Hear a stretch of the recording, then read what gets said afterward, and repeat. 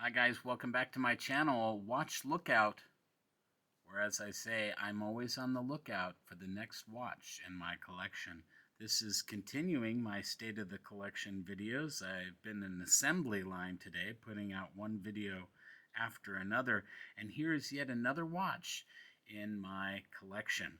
This is the Watchdives WD1969, and they call it a retro Snowflake sub.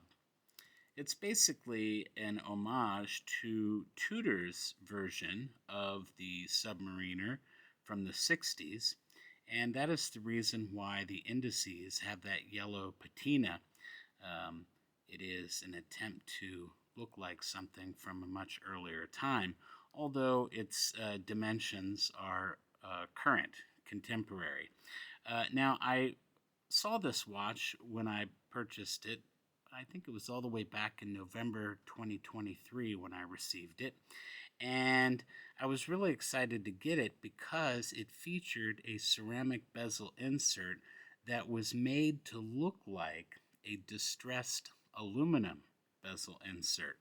So, whereas we can see here on this iteration, we have white indices on the blue bezel. They were originally silver indices, and there was some smearing of silver around the bezel itself to make it look as though the blue paint of the bezel had worn off, and you could see the silver of the aluminium underneath it. Sadly, though, when I took receipt of this watch, they had updated the version and had shipped it out, but I hadn't seen any photography of that, so that was a bit disappointing when I received it. Nonetheless, this is still a pretty great watch, all things considered, and there's some things I really like about it. So this is a 41 millimeter case diameter, and it features a 48 millimeter lug width. It has a 13.5 millimeter case height and a standard 20 millimeter lug to lug width, lug width. It is on a oyster style bracelet, which is done really well. Has a sterile screw down case back, and it has a screw down crown with the Watchdives logo etched into it. There's also a Watchdives logo there underneath the triangle at the 12 o'clock position. Now this watch does feature 300 meters of water resistance, so that makes it superior to the watch that it was homaging back when it was produced. One idiosyncrasy though with this particular watch that I have is that the screw down crown does not screw very much when you reset it. And I'm not sure if it's just because of the threading of the tube or of the crown. It is an interesting little thing. Maybe it's the fact that the gasket's really fat inside of the crown, but I can't even turn it one full revolution before it's tight. This makes me hesitate to really test it in water, because if it's not even one revolution to the point where it's no longer screws, then I'm not confident that it's actually keeping the water out, which is a disappointment considering this is a 300 meter water resistant watch. I'm just not sure. I have hand washed it, but I've never submerged it in water. So, I'm not really trying to test my luck. It does feature an NH35 Seiko movement, so obviously that beats at 21,600 vibrations per hour. It does have a stamped upper and milled lower clasp with a twin push button release, and you can see there that it has 6 micro adjusts, so that's quite nice. I have worn this numerous times.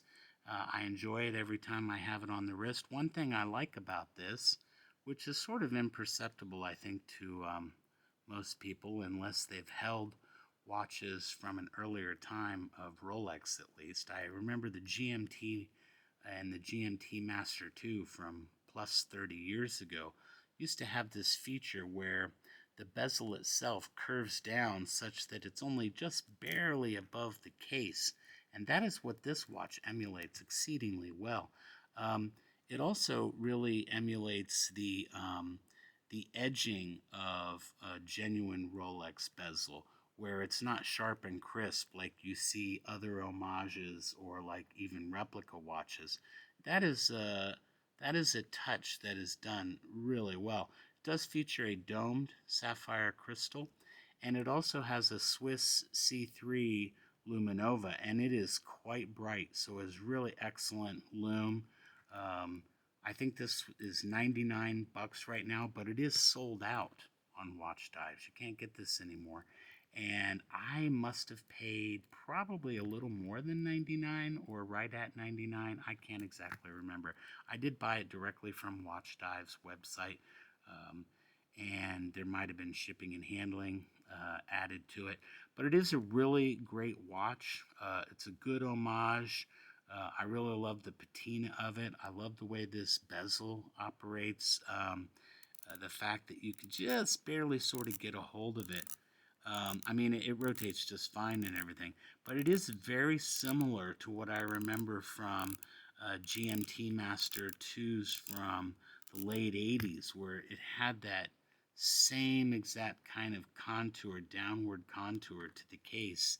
It is just something that I really like.